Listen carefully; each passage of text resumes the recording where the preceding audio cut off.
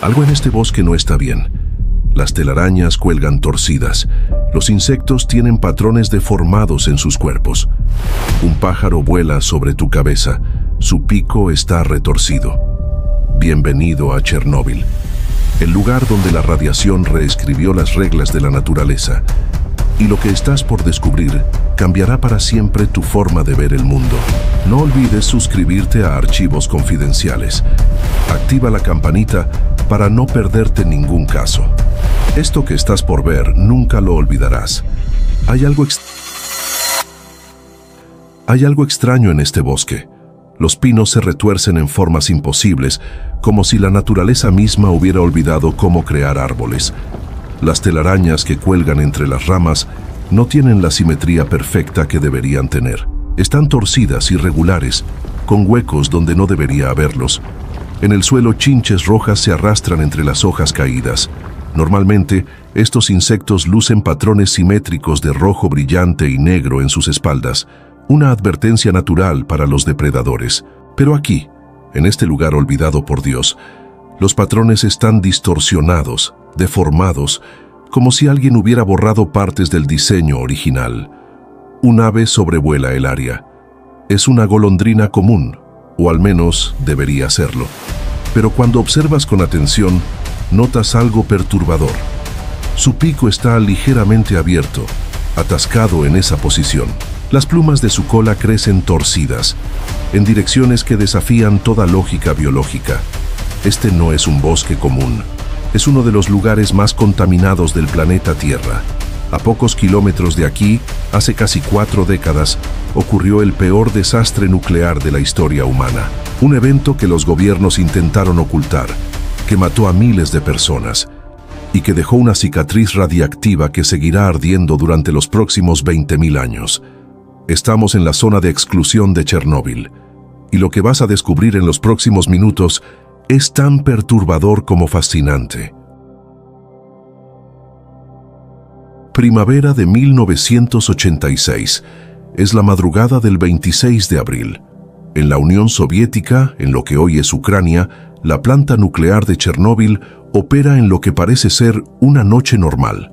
Los técnicos están realizando una prueba de seguridad en el reactor número 4. Una prueba rutinaria, o eso creen ellos. A la 1:23 de la madrugada, algo sale terriblemente mal. Los operadores, mal entrenados y siguiendo órdenes contradictorias, desactivan los sistemas de seguridad del reactor. La temperatura en el núcleo comienza a subir de manera descontrolada. En cuestión de segundos, la potencia del reactor se multiplica por 100. Lo que sucede a continuación es apocalíptico. Una explosión masiva destruye el techo del reactor. Toneladas de materiales altamente radiactivos son lanzadas a la atmósfera. Yodo radiactivo, cesio, estroncio, plutonio. Elementos que no deberían existir fuera de un reactor nuclear, ahora flotan libremente en el aire nocturno. La explosión es tan poderosa que puede verse a kilómetros de distancia. Una columna de fuego de colores azules y verdes se eleva hacia el cielo. Es hermosa, es mortal, es invisible para la mayoría de los seres vivos que están a punto de morir. En el bosque cercano, un venado pasta tranquilamente. No puede ver la radiación, no puede olerla, no puede sentirla, al menos no inmediatamente. Los átomos radiactivos comienzan a penetrar cada célula de su cuerpo. Es como si millones de balas microscópicas atravesaran su organismo, destrozando todo a su paso. 30 minutos después de la explosión, el venado comienza a sentirse extraño. Sus patas tiemblan, una sensación de mareo lo invade. La radiación ha comenzado su trabajo. Las células que recubren su sistema digestivo, que son de las más sensibles del cuerpo, empiezan a morir. El tejido mucoso que protege su estómago e intestinos se quema literalmente desde adentro. El venado intenta caminar, pero apenas puede mantenerse en pie. Su cerebro, bombardeado por partículas radiactivas, comienza a fallar. La circulación sanguínea se interrumpe.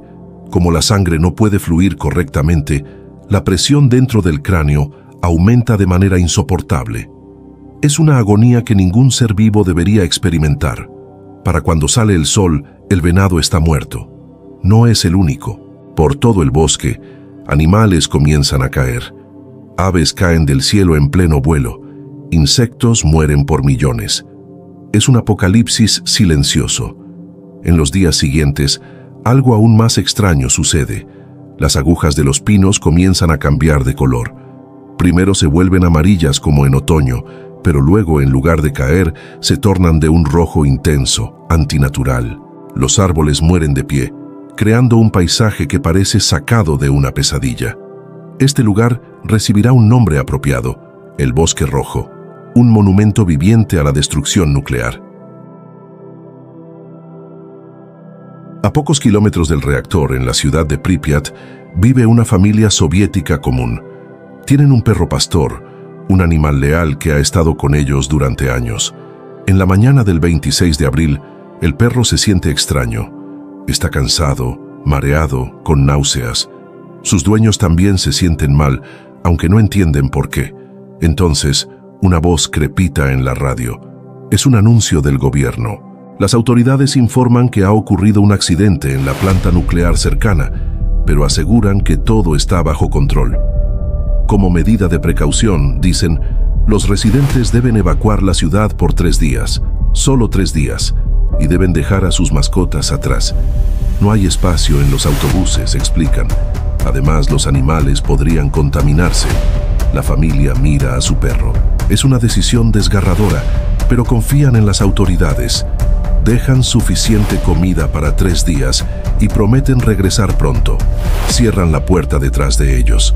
El perro los ve partir por la ventana sin entender qué está pasando, pero las autoridades soviéticas están mintiendo.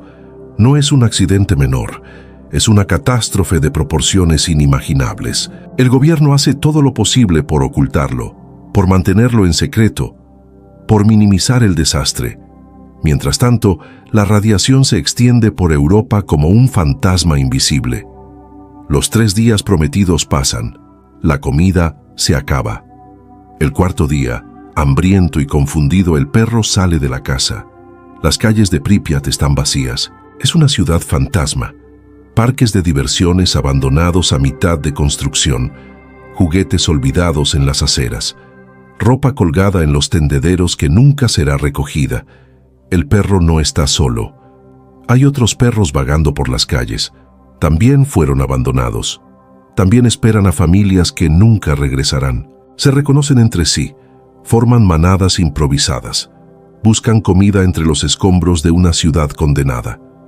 Entonces, el silencio se rompe. Disparos.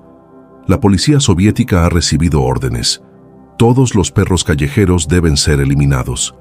Es una medida para evitar que los animales propaguen material radiactivo. Es eficiente, es brutal.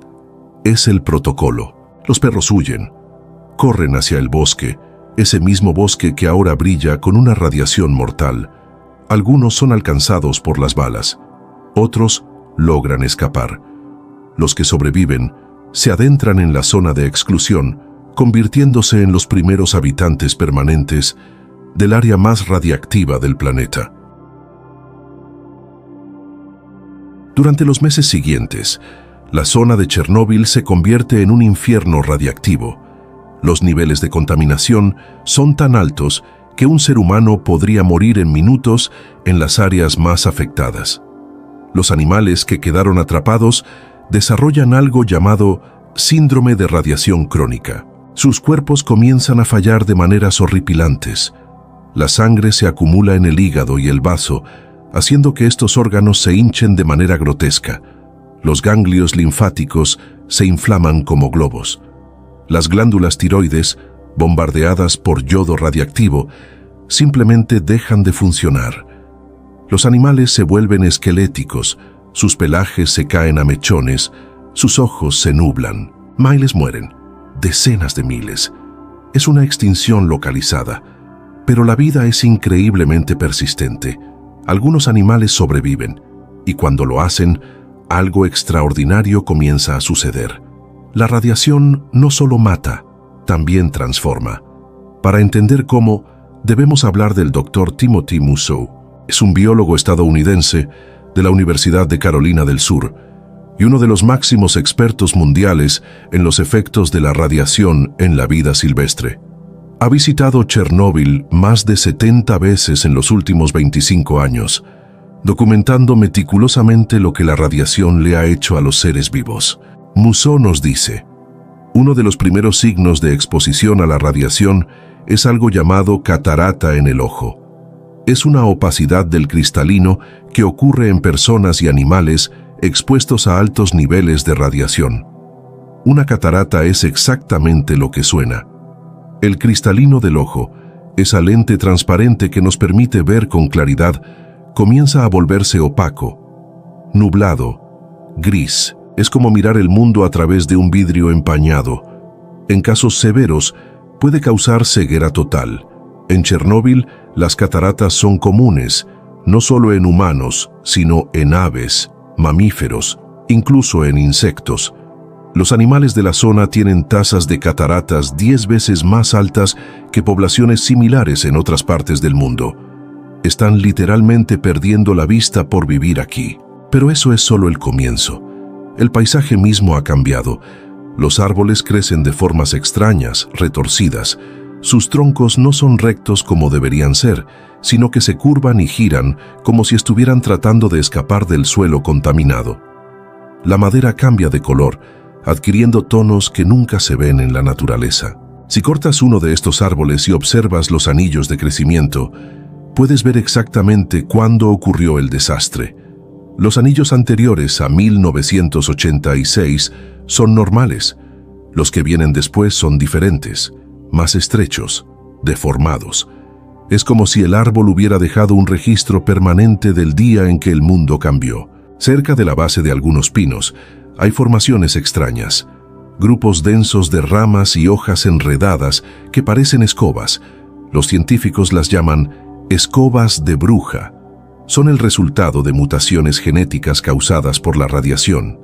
El árbol pierde la capacidad de controlar cómo crecen sus ramas, y el resultado es este caos vegetal. Las arañas tejen telarañas desde hace millones de años. Es un comportamiento tan antiguo y refinado que parece imposible que salga mal. Cada especie tiene su propio patrón distintivo. Las telarañas son obras maestras de ingeniería natural, perfectamente simétricas, matemáticamente precisas, hermosas. Excepto aquí. En las zonas más contaminadas de Chernóbil, las telarañas son diferentes. Los espacios entre los hilos son demasiado grandes. Los patrones están distorsionados. Algunas telarañas parecen haber sido tejidas por una araña que olvidó cómo hacerlo. Porque en cierto sentido es exactamente lo que pasó. La radiación dañó el cerebro de las arañas. No lo suficiente para matarlas, pero sí para afectar su comportamiento instintivo. Estas arañas sobreviven, se reproducen, pero la perfección matemática de sus telarañas se perdió. Es un recordatorio inquietante de que la radiación no solo mata, también borra conocimientos grabados en el ADN durante millones de años de evolución. Ahora observa esta golondrina. En circunstancias normales estas aves son hermosas, plumas azul-negro brillantes, rostro color canela distintivo, cola larga y elegante. Son aves migratorias que viajan miles de kilómetros cada año con precisión asombrosa. Pero esta golondrina de Chernóbil es diferente. Tiene manchas blancas en el rostro donde no deberían estar.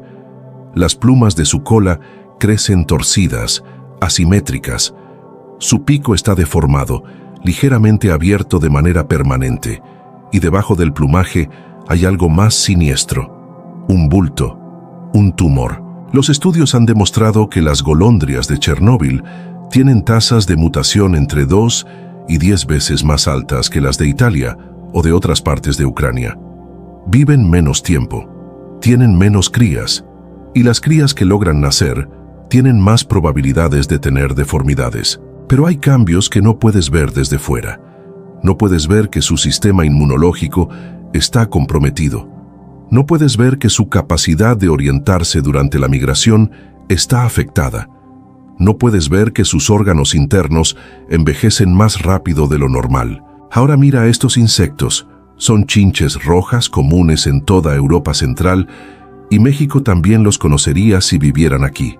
Su coloración roja y negra brillante es una advertencia para los depredadores, un mensaje que dice: soy venenoso, no me comas. Pero las chinches de Chernóbil cuentan una historia diferente. Los patrones en sus espaldas están distorsionados. Las líneas negras que deberían ser rectas se ven borrosas. Algunos tienen un ojo faltante, otros tienen patrones completamente asimétricos. Es como si alguien hubiera tomado el código genético que define cómo debería verse el insecto y lo hubiera reescrito al azar. Pero ¿cómo sucede esto exactamente? Para entenderlo, necesitamos adentrarnos en lo más profundo de la vida misma. Necesitamos hablar del ADN. Dentro de cada célula de cada ser vivo en este planeta existe una molécula extraordinaria. Se llama ácido desoxirribonucleico, ADN para abreviar. Es el código de la vida, el manual de instrucciones que determina si serás un humano, un árbol, una chinche roja o una golondrina. El ADN tiene una estructura fascinante. Imagina una escalera retorcida, una doble hélice, como la llaman los científicos. Los peldaños de esta escalera están hechos de pares de moléculas químicas llamadas bases. Hay 4 tipos: adenina, timina, guanina y citosina. Los científicos las abrevian como A, T, G y C. La información genética está almacenada en la secuencia de estas bases. Es como un código de computadora que usa solo 4 letras en lugar de unos y ceros. Una secuencia específica de estas bases forma un gen, y ese gen es una instrucción, una receta, un plano. Este gen te dice cómo fabricar una proteína específica. Ese gen determina el color de tu piel. Otro controla la forma de tu pico si eres un ave. Otro más influye en tu susceptibilidad a ciertas enfermedades. Otro afecta tu comportamiento. Los científicos creen que solo entre el 8 y el 15% de nuestro ADN realmente hace algo importante. El resto, hasta hace poco, se consideraba ADN basura. Aunque investigaciones recientes sugieren que quizás no es tan inútil como pensábamos. Ahora, ¿qué sucede cuando la radiación golpea este delicado código? Los átomos radiactivos como el uranio y el cesio son inestables. Se desintegran espontáneamente, liberando radiación. Esa radiación es energía pura, tanta energía que cuando hace contacto con una célula viva, la destruye. La radiación puede romper el ADN directamente, como unas tijeras microscópicas cortando la molécula en pedazos. Pero hay otra forma, aún más insidiosa. La radiación puede romper las moléculas de agua dentro de la célula. El agua, ese líquido que compone más del 70% de tu cuerpo, se divide en fragmentos más pequeños llamados radicales libres. Estos radicales libres son increíblemente reactivos. Son como pequeños proyectiles moleculares que rebotan dentro de la célula, destrozando todo lo que encuentran, y cuando encuentran el ADN, lo desgarran. Las bases pueden intercambiarse, pueden eliminarse por completo. La cadena completa de ADN puede romperse en 2. Cuando esto sucede, la célula intenta reparar el daño. Tiene mecanismos complejos y sofisticados para arreglar el ADN roto. La mayoría de las veces funciona. El daño se repara y la célula continúa como si nada hubiera pasado. Pero a veces, especialmente cuando hay mucha radiación, las reparaciones salen mal. La célula comete errores al reconstruir el código. Y esos errores se llaman mutaciones. La mayoría de las mutaciones no hacen nada. Ocurren en partes del ADN que no son importantes. O el cuerpo las repara antes de que causen problemas. Pero algunas mutaciones tienen consecuencias. Algunas causan que las células crezcan sin control, formando tumores. Algunas causan que los órganos no se desarrollen correctamente. Algunas cambian el aspecto físico del organismo. Las manchas blancas en el rostro de la golondrina. Los patrones distorsionados en la chinche roja. Las telarañas asimétricas de las arañas. Y lo más inquietante de todo es que estas mutaciones pueden transmitirse a la siguiente generación. Si la mutación ocurre en los óvulos o espermatozoides, los hijos heredarán ese ADN alterado, y sus hijos lo heredarán, y los hijos de sus hijos. La radiación de Chernóbil no solo afectó a los animales que estaban vivos en 1986, está afectando a sus descendientes décadas después. Pero aquí es donde la historia se vuelve verdaderamente fascinante, porque algunos animales en Chernóbil no solo sobrevivieron, parecen haber evolucionado, parecen haberse adaptado a un entorno que debería matarlos. Mira esta rana arbórea. Normalmente, las ranas arbóreas son verdes. Es su camuflaje natural. Les permite esconderse entre las hojas y evitar a los depredadores. Pero aquí, en la zona de exclusión, algunas ranas son negras, completamente negras, como si alguien las hubiera pintado con tinta. Esa pigmentación oscura probablemente proviene de la melanina, la misma sustancia que hace que tu piel se broncee en verano. Tu cuerpo produce melanina para protegerte de la radiación ultravioleta del sol. Actúa como un escudo natural. Pero la melanina también puede proteger contra otros tipos de radiación. Un estudio de 2022 encontró algo sorprendente. Las ranas más oscuras de Chernóbil se encontraban en las áreas donde los niveles de radiación solían ser especialmente altos después del desastre. Esto sugiere que las ranas oscuras tenían una ventaja de supervivencia en ambientes altamente radiactivos. ¿Significa esto que evolucionaron? ¿Que se adaptaron a la radiación?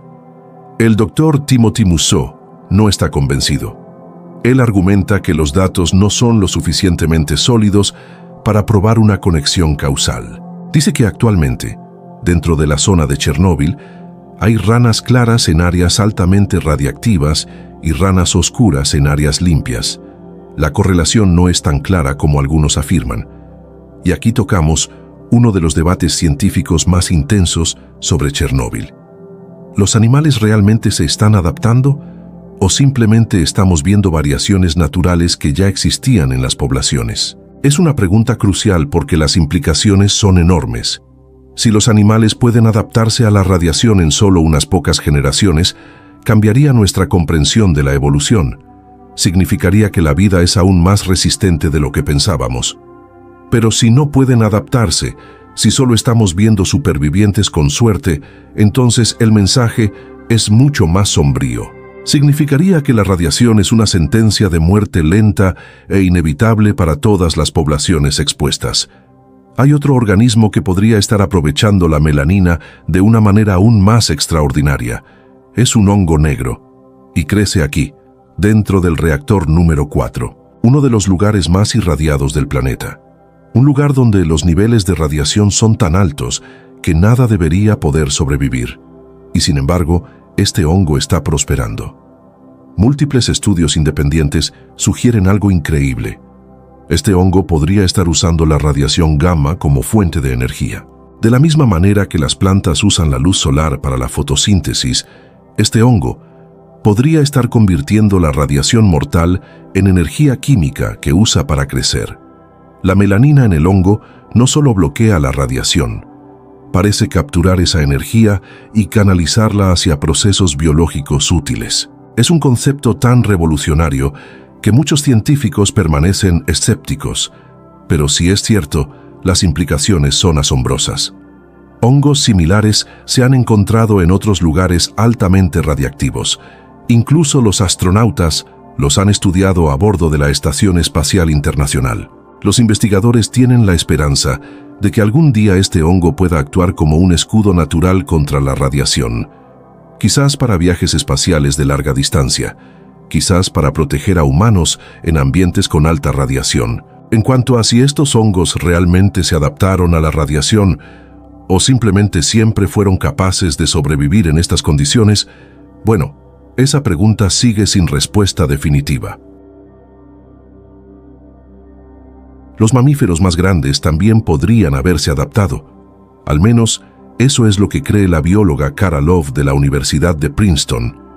Ella y sus colegas sospechan que los lobos que viven en la zona de exclusión de Chernóbil podrían ser menos propensos a desarrollar cáncer, o más resistentes a la enfermedad, a pesar de la exposición constante a altos niveles de radiación. La teoría funciona así.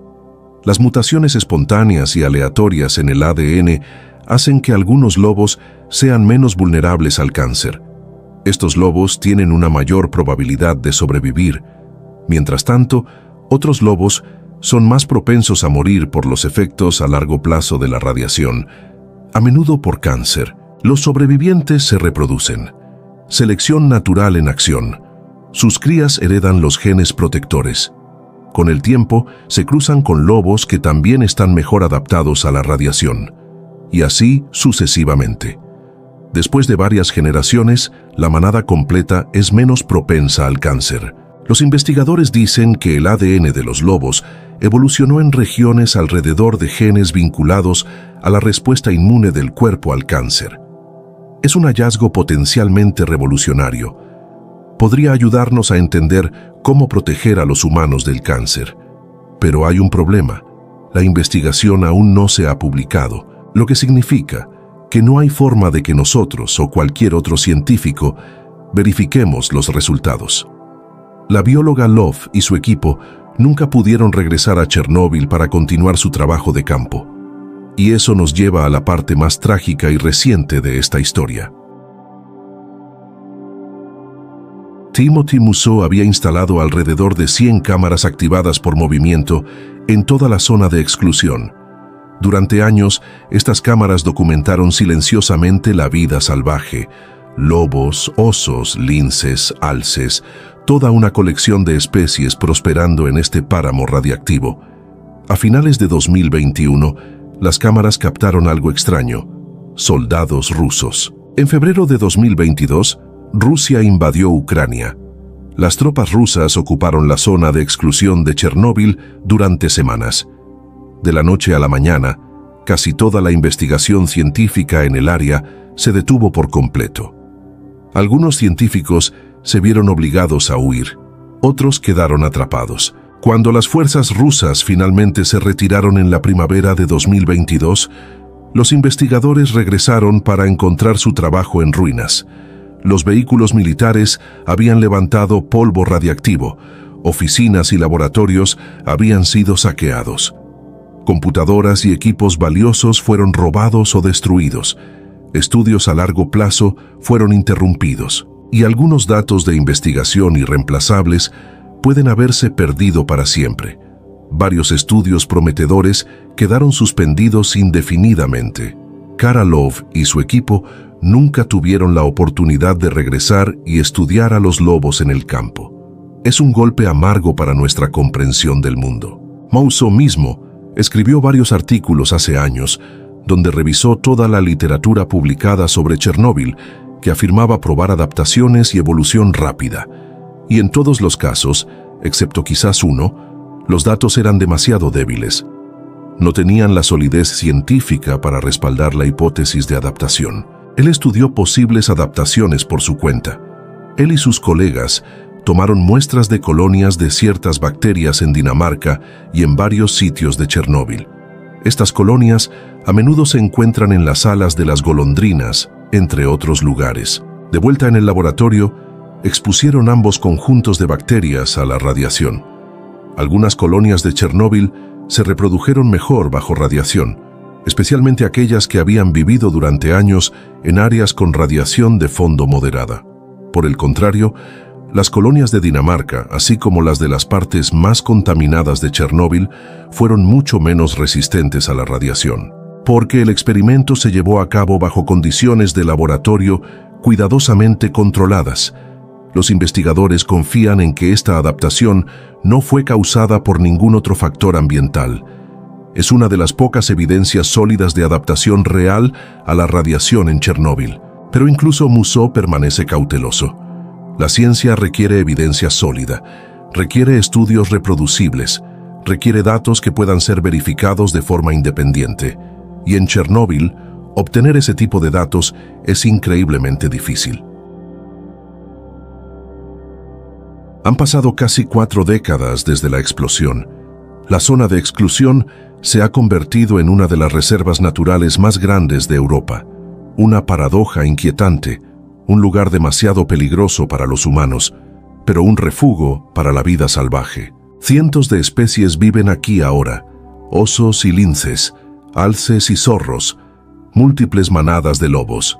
Incluso algunos de los residentes originales permanecen. Cientos de perros callejeros, descendientes de las mascotas abandonadas, todavía vagan por el área. Golondrinas cruzan sobre las copas de los árboles. Ranas saltan entre la maleza. Y todas ellas están seguidas por su compañero silencioso: la radiación. Los niveles de contaminación han disminuido significativamente en las últimas décadas. Algunos isótopos radiactivos tienen vidas medias cortas. El yodo 131, por ejemplo, se desintegra en solo 8 días, pero otros durarán generaciones. El cesio 137 tiene una vida media de 30 años. El estroncio 90, 29 años. El plutonio 239, 24.000 años.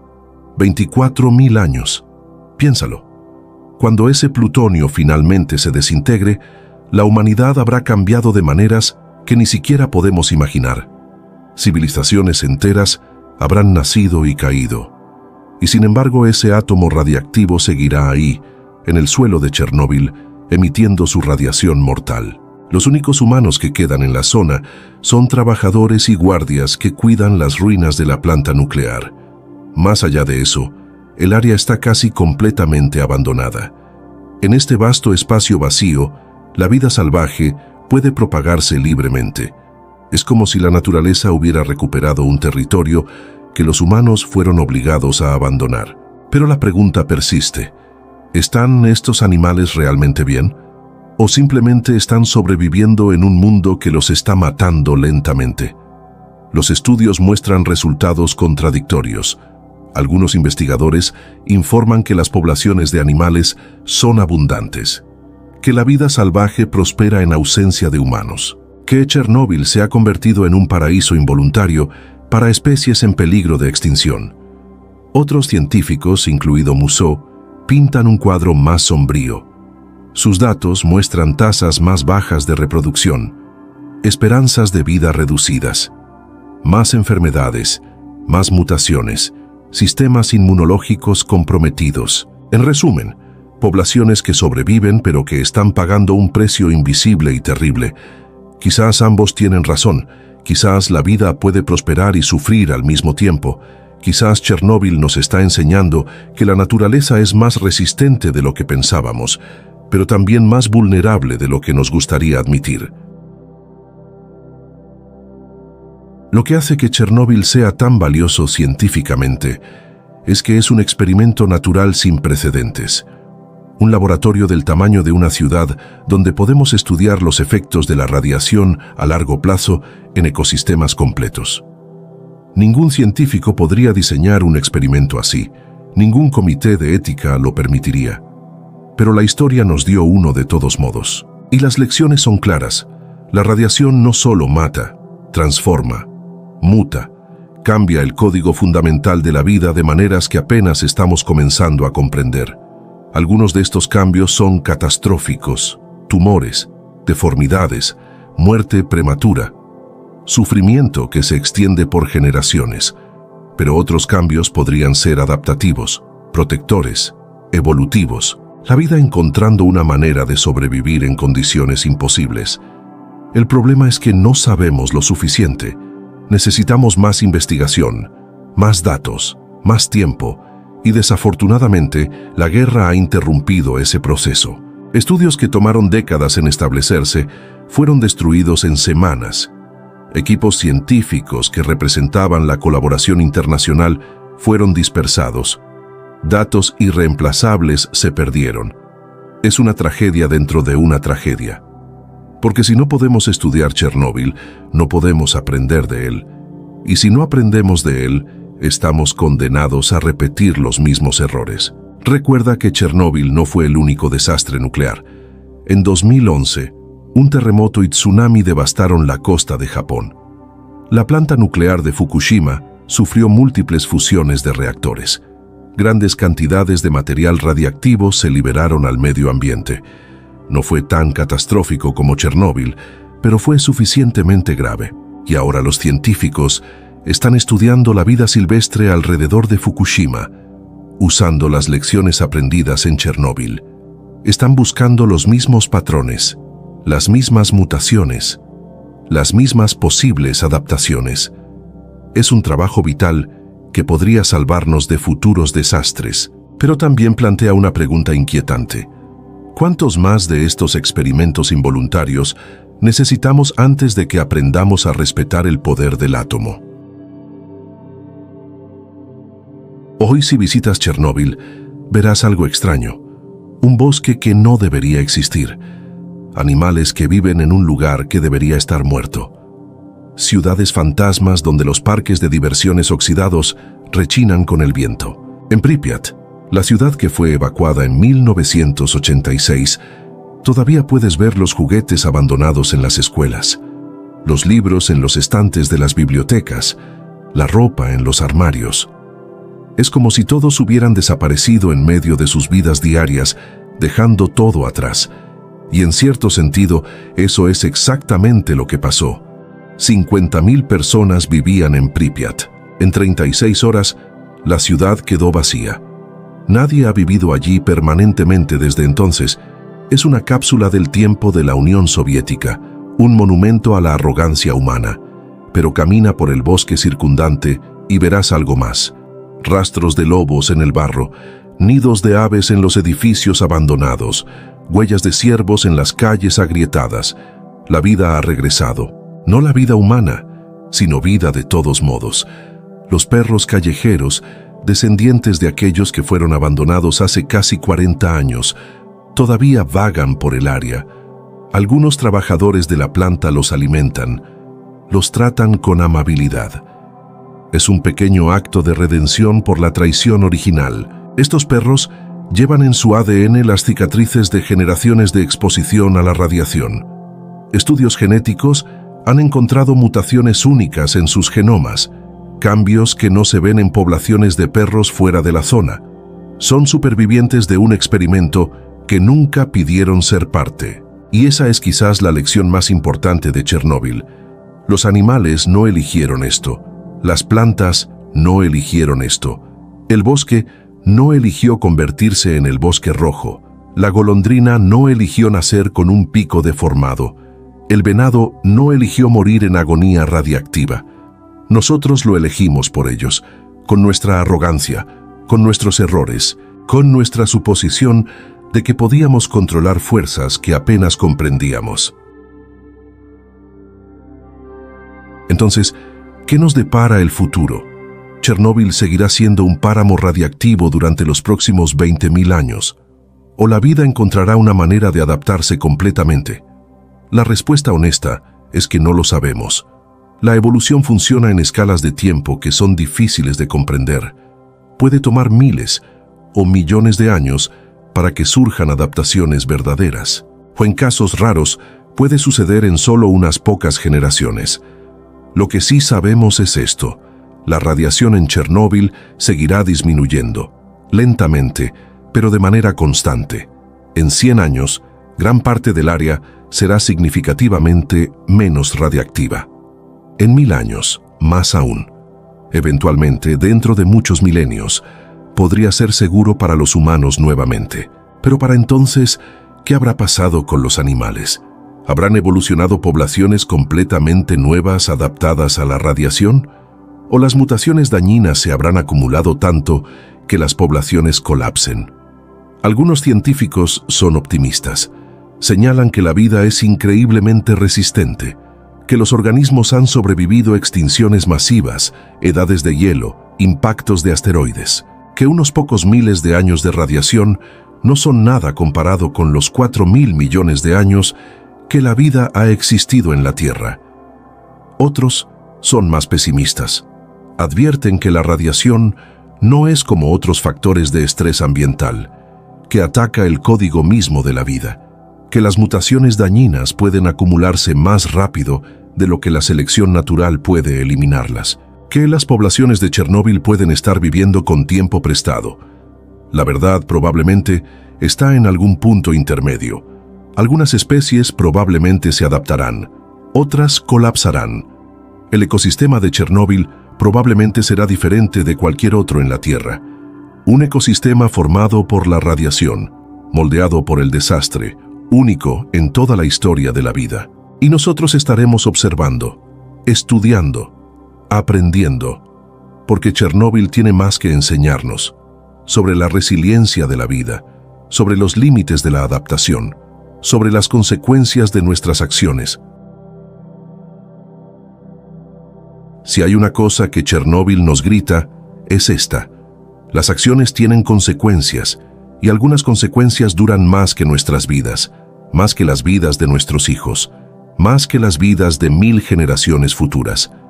Cuando los operadores de la planta nuclear cometieron sus errores fatales en esa noche de abril de 1986, no pensaron que estaban condenando un ecosistema entero durante milenios.